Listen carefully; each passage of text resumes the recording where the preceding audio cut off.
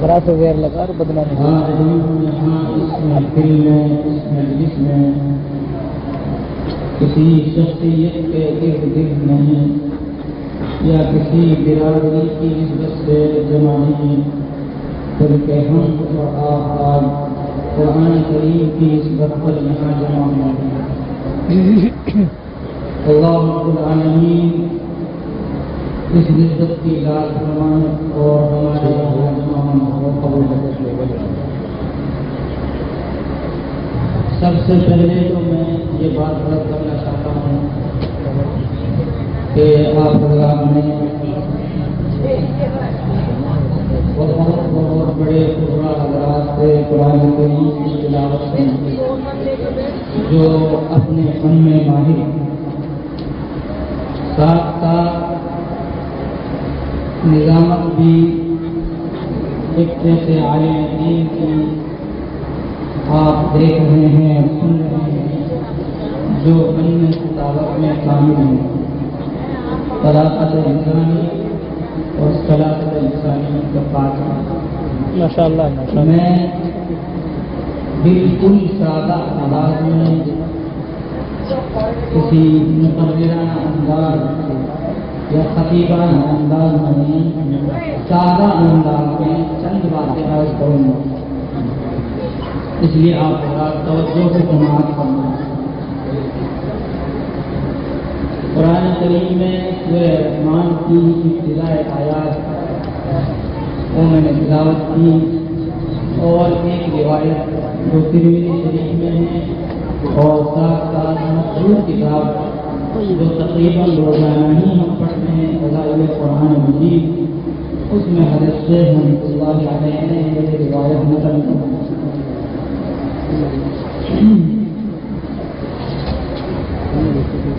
گرامی قدر بزرگوں اور عزیز دوستوں، جس کتاب کی نسبت پر، قرآن کریم کی نسبت پر ہم اور آپ یہاں جمع ہوئے ہیں، وہ کتاب اللہ کی آخری کتاب، اللہ کا کلام، جو اتنا معزز ہے، اتنا بلند مرتبہ ہے کہ اس کے برابر آج دنیا کے اندر کوئی چیز ہمارے پاس نہیں۔ ایک صاحب ایمان مسلمان کے پاس سب سے قیمتی چیز قرآن کریم ہے۔ اس قرآن کریم کی بلندی مرتبہ اور اس کی شرافت و کرامت اور عزت کا انداز آپ اس بات سے لگا سکتے ہیں کہ ایک پردہ اور غلاف وہ ہے جو بیت اللہ پر لٹکا ہوا ہے۔ بیت اللہ پر جو غلاف لٹکا ہوا ہے، جو پردہ لٹکا ہوا ہے، وہ پردہ جس کے دیکھنے میں ایسی نورانیت محسوس ہوتی ہے کہ جن لوگوں نے اس کو دیکھا ہے وہ اس کی طرف دیکھنے کی لذت کو جانتے ہیں کہ بیت اللہ کی طرف نگاہ کی لذت کیا ہے۔ کیا بات ہے۔ رنگ اس کا اگرچہ کالا ہے، لیکن دنیا کی کوئی سفید بھی اس کے سامنے منہ دکھانے کے لائق نہیں ہے۔ کیا بات ہے۔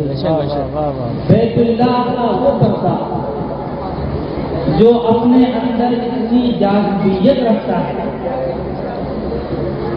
دیکھنے کے وقت میں جس وقت آدمی کی نظر بیت اللہ پر ہوتی ہے اور اس پردے پر ہوتی ہے، اس کے علاوہ اس جگہ پر کتنی چیزیں چاہے نظر آ رہی ہوں، وہ ثانوی درجہ رکھتی ہیں، دوسرا درجہ رکھتی ہیں، دیکھنے والے کو سب سے زیادہ لذت اس بیت اللہ کے پردے کو دیکھنے میں آتی ہے۔ یہ تو صرف دیکھنے کی کیفیت کہ جس وقت آدمی بیت اللہ کی طرف دیکھتا ہے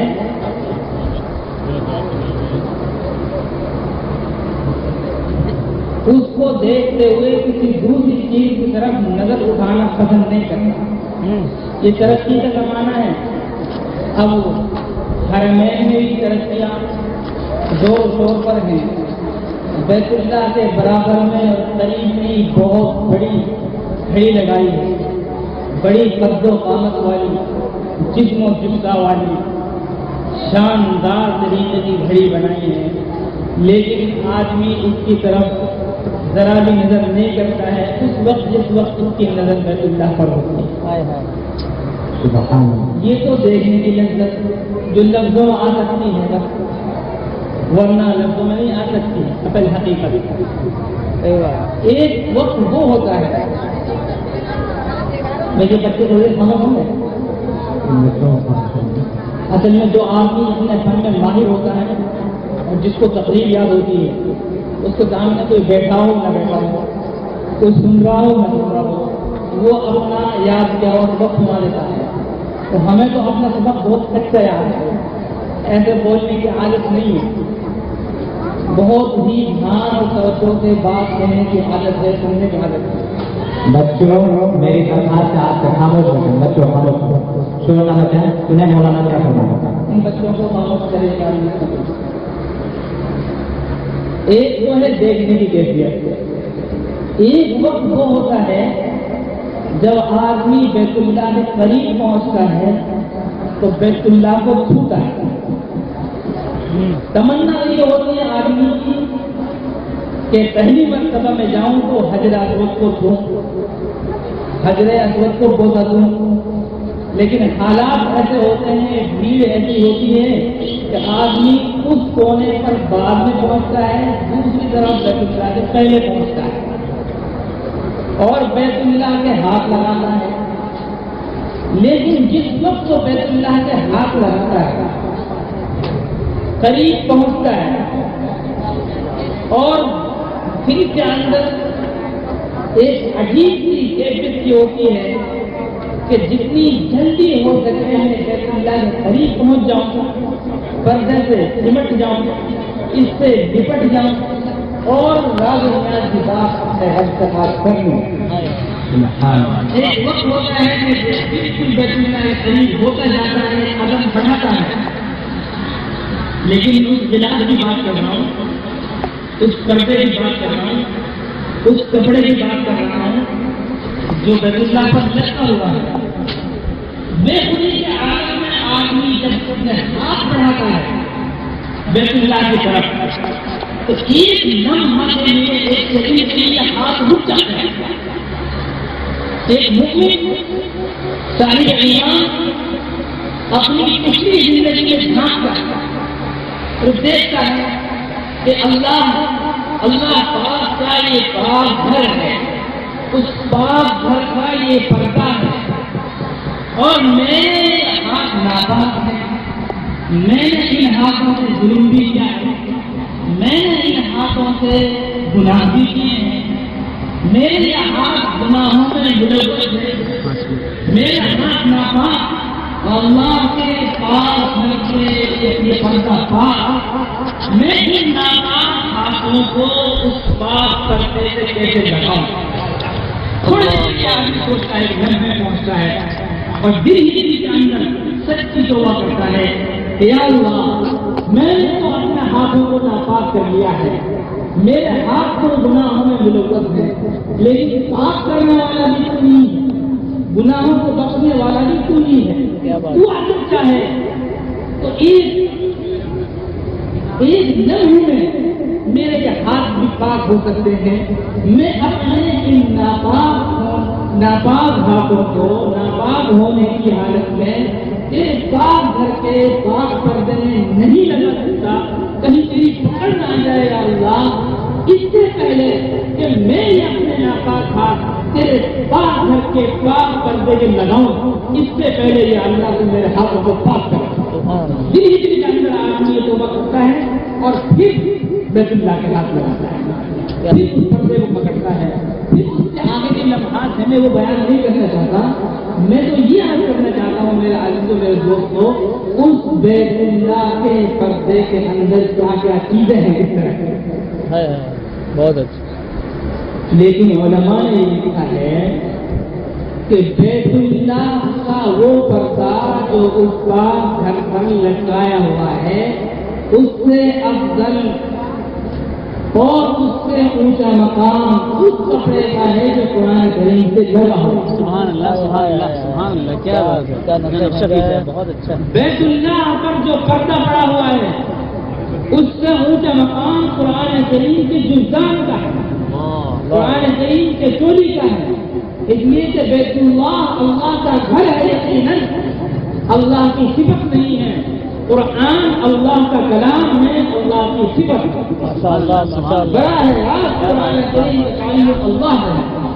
پہلی جو کتابیں آسمانی نازل ہوئی ہیں وہ اللہ کی کتاب تھی, کلام نہیں تھی.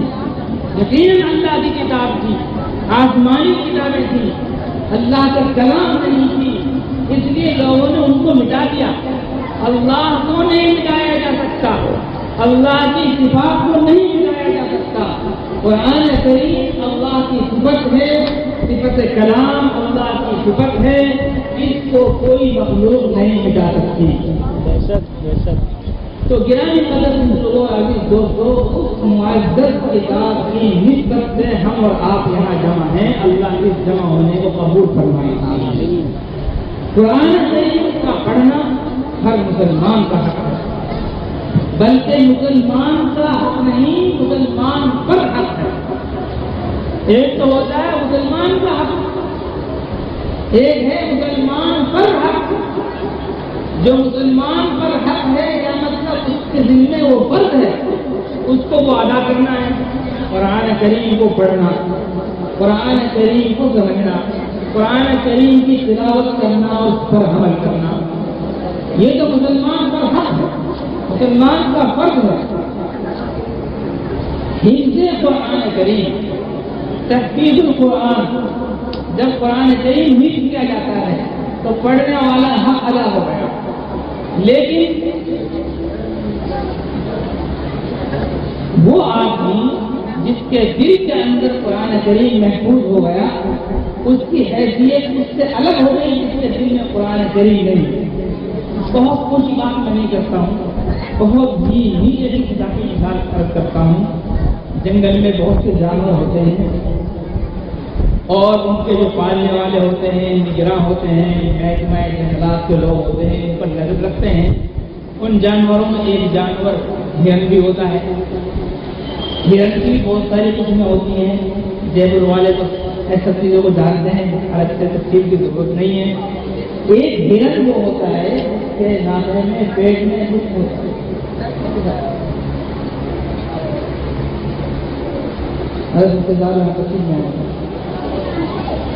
اگر آپ پر نظر نہیں پڑتی تو بات اب بھی ہو جائے. ایک ہرن وہ ہوتا ہے جس کے شکم میں, جس کے ناک میں مشک ہوتا ہے.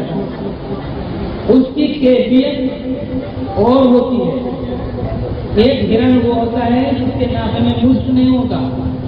جس ہرن کے ناک میں مشک ہوتا ہے, نگراں اور محافظ بھی اس پر نظر رکھتے ہیں. کدھر جا رہا ہے جنگل میں, کہیں کوئی شکاری آ کر اس کا شکار نہ کر لے. اس ناکے کو تیار ہونا ہے, اس مشک کو تیار ہونا ہے. جب وہ مشک تیار ہو جائے گا تو اس کو نکالنا ہے. اس پر نظر ہوتی ہے محافظوں کی. نگراں اور محافظ اس ہرن پر نظر رکھتے ہیں جس کے ناک میں مشک ہوتا ہے. وہ بڑھتا ہے, جب تیار ہوتا ہے, پک جاتا ہے, تو اس کو خود کو ہرن کو خوشبو محسوس ہوتی ہے. جب اس کو خود کو خوشبو محسوس ہوتی ہے تو وہ ادھر ادھر دیکھتا ہے کہ یہ خوشبو کہاں سے آ رہی ہے, اور اس خوشبو کو پالنے کے لیے وہ قدم اٹھاتا ہے, کرتا ہے. لیکن خوشبو اس کو معلوم ہوتی ہے کہ کہاں سے آ رہی ہے. اس خوشبو کو ڈھونڈنے کے لیے وہ دوڑتا رہتا ہے. وہ یہ کوشش کرتا ہے کہ میں اس خوشبو کو پالوں گی. آپ کہاں سے رہی ہے خوشبو, اور دوڑتے تھک جاتا ہے, گر جاتا ہے. جو محافظ اور نگراں ہوتے ہیں اس پر نشان لگا کر رکھتے ہیں, یہ ناپے والا ہرن ہے, وہ اس تک پہنچتے ہیں اور ہلکا سا چھوٹا سا آپریشن کر اس کا وہ ناپا نکالتے ہیں. اس کا وہ ناپا نکالتے ہیں, وہ آرام میں آ جاتا ہے ہرن. حافظ قرآن جب اس کے دل میں قرآن محفوظ ہو جاتا ہے اور قرآن کریم کا وہ حامل بن جاتا ہے، اس کو بھی قرآن کریم کی ایک بو محسوس ہوتی ہے، کیا بات ہے، ایک روحانی کیفیت اس کو محسوس ہوتی ہے کہ اس کے دل میں قرآن کریم آ گیا، اب اس کی وہ تلاوت کر رہا ہے، سمجھنے کی کوشش کر رہا ہے، جو وہ عمل میں آگے بڑھتا رہے گا، جتنا وہ عمل میں آگے بڑھتا رہے گا، جتنی آیتوں پر اس کا عمل ہوتا رہے گا، وہ اس خوشبو کو اور زیادہ محسوس کرے گا۔ کیا بات، جب اس خوشبو کو وہ زیادہ محسوس کرے گا تو وہ مزید اس خوشبو کو پانے کی کوشش کرے گا اور بڑھانے کی کوشش کرے گا، اس کا عمل بڑھتا رہے گا، اس کی خوشبو بڑھتی رہے گی۔ ایک وقت وہ آئے گا کہ اس خوشبو کی انتہا آئے گی اور اس کا وقت زندگی کا آخری ہوگا اور جنت کی خوشبو کو اسرائیل علیہ السلام سنبھال کر اس کو لے جائے گا۔ کیا بات ہے، سبحان اللہ، ماشاء اللہ۔ اب اس خوشبو میں ایک ہمیشہ آرام میں رہے گا۔ تو گرامی قدر بزرگوں اور عزیز دوستو، ایک انسان وہ ہے جس کے دل میں قرآن ہے، ایک انسان وہ ہے جس کے دل میں قرآن نہیں۔ جس کے دل میں قرآن ہے وہ اور جس کے دل میں قرآن نہیں، وہ دونوں برابر نہیں ہو سکتے۔ قرآن کریم نے اسی بات کو دوسرے انداز میں ایک آیت میں فرمایا، هل يستوي الذين يعلمون والذين لا يعلمون، جاننے والے اہل علم قرآن رکھنے والے اور نہ جاننے والے کیا برابر ہو سکتے ہیں؟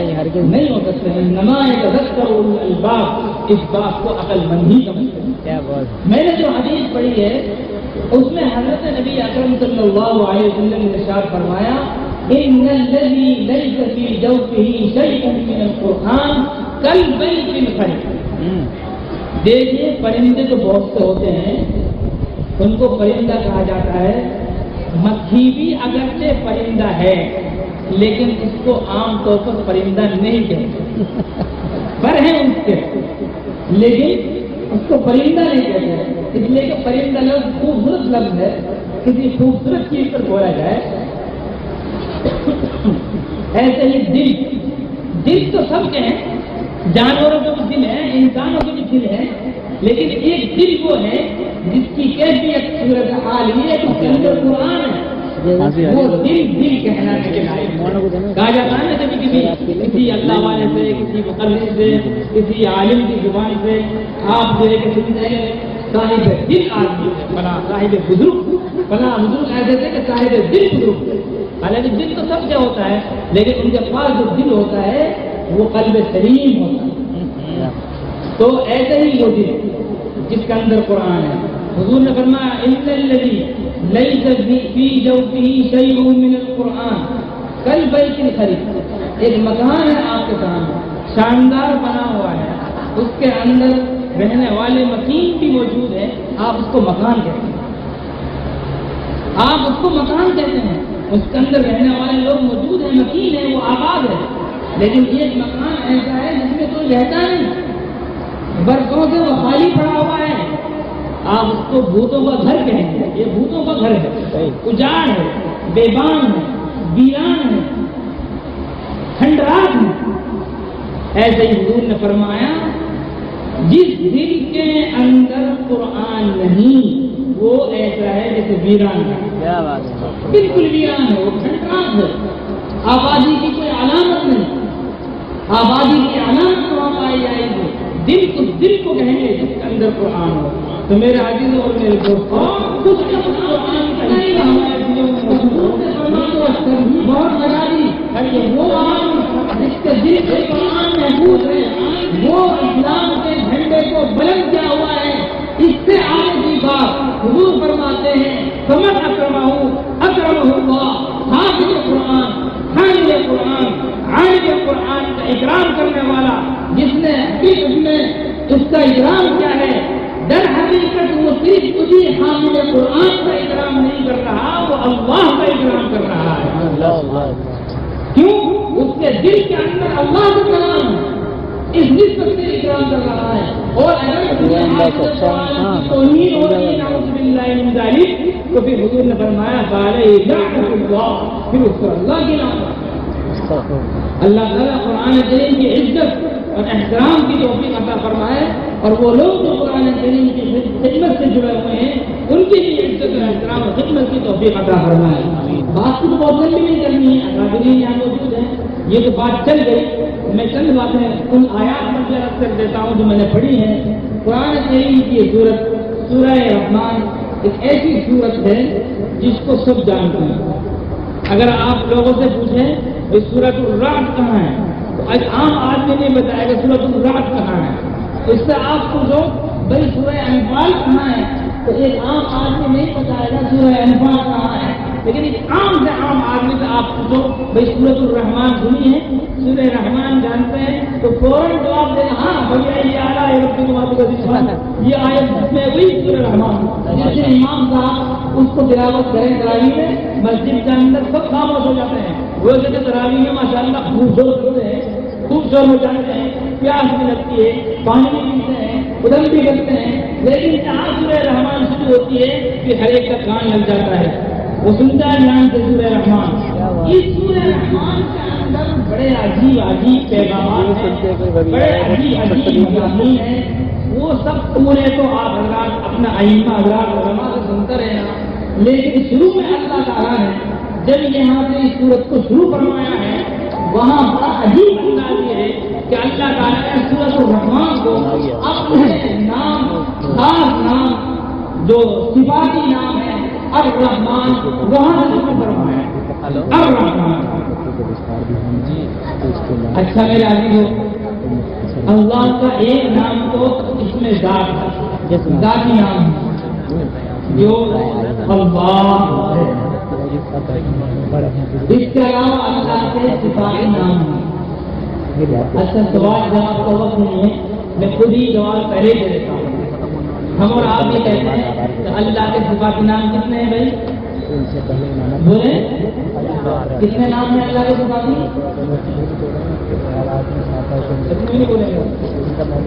اللہ کے صفاتی نام کتنے ہیں؟ آپ کو بولنا سبھی جواب دیتے ہیں اللہ کے صفاتی نام کتنے ہیں؟ 99۔ سنو جواب یہ نہیں ہے، جواب یہ ہے اللہ کے صفاتی نام کتنے ہیں کوئی نہیں جانتا، اللہ ہی جانتا۔ کیا بات، کیا جواب ہے؟ اللہ کے صفاتی نام کتنے ہیں اللہ ہی جانتا ہے کتنے ہیں، کوئی ایسا نہیں کر سکتا۔ 99 بھی مشہور ہو گئے، 99 اتنے مشہور ہو گئے کہ ایک روایت میں حضرت نبی اکرم صلی اللہ علیہ وسلم نے ایک 99 ناموں کو گنوایا اور فرمایا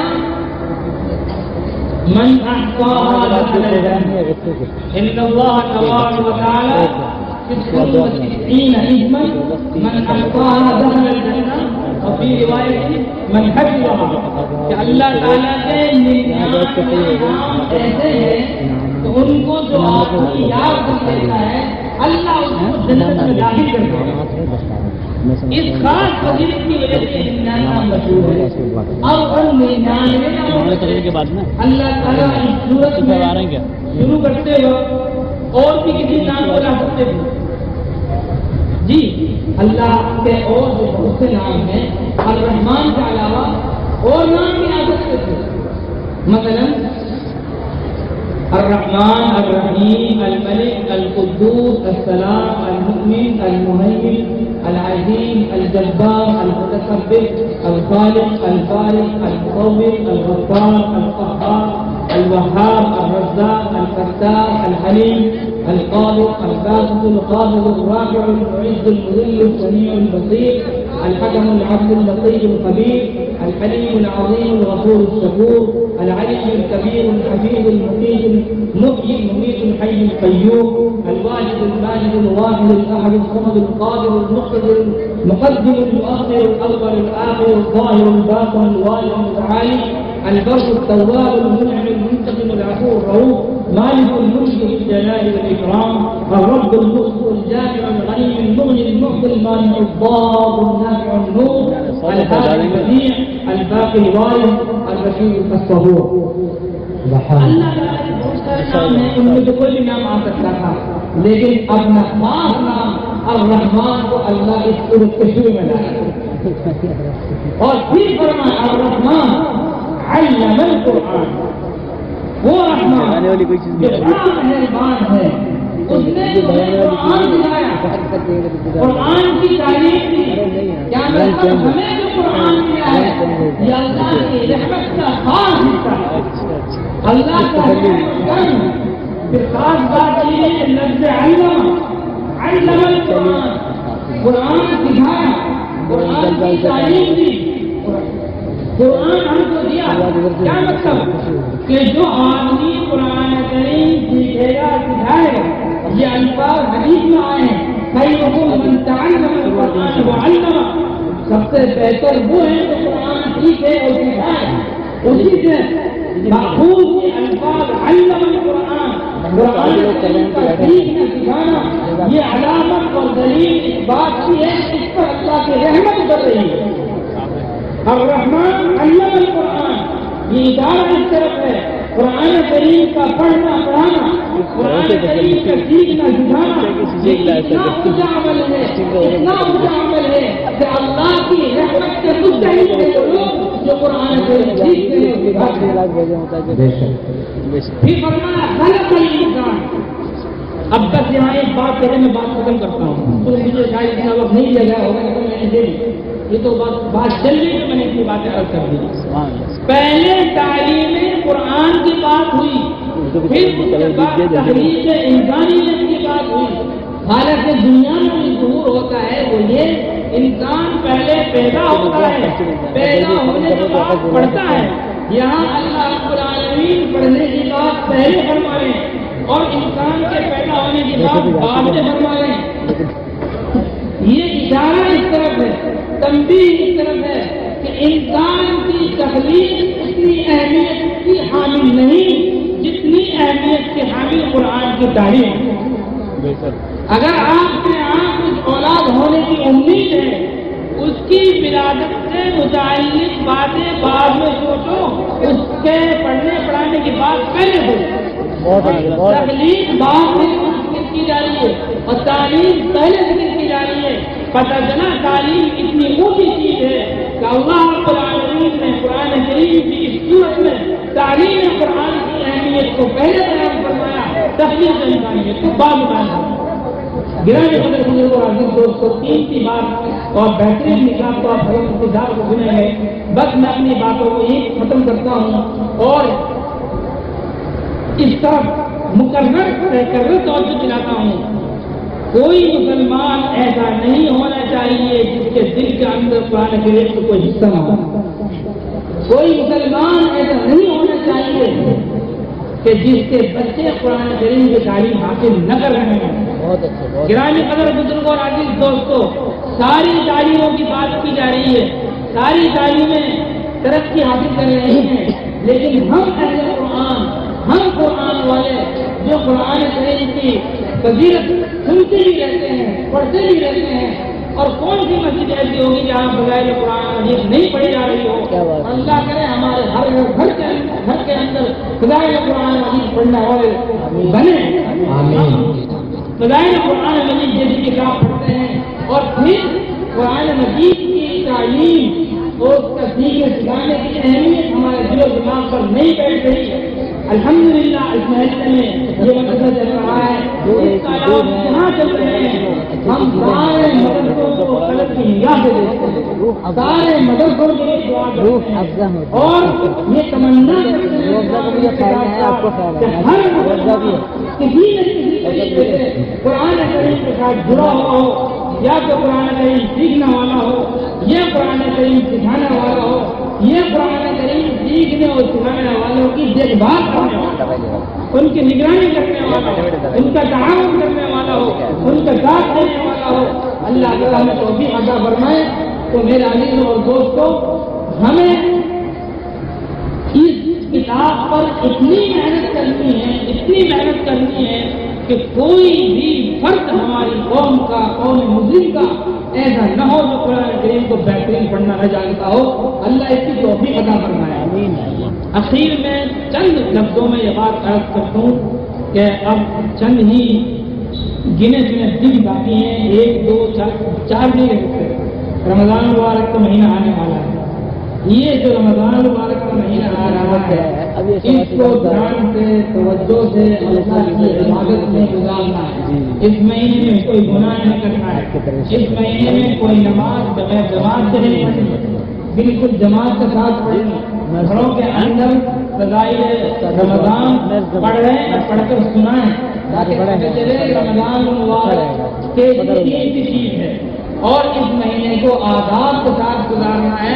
اور اخیر میں خاص بات یہ کہ قرآن ابھی ہمارے سامنے سورہ قدر کی تلاوت کی, مضمون بڑا عجیب ہے. اس میں بھی یہ بات ہے کہ قرآن کریم نازل ہوئی شب قدر رمضان میں, رمضان کے ساتھ قرآن کریم کا خاص تعلق ہے.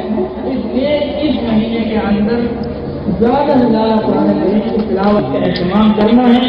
اور اللہ مجھے بھی آپ کو بھی عمل کی توفیق عطا فرمائے. ماشاءاللہ ماشاءاللہ. اگر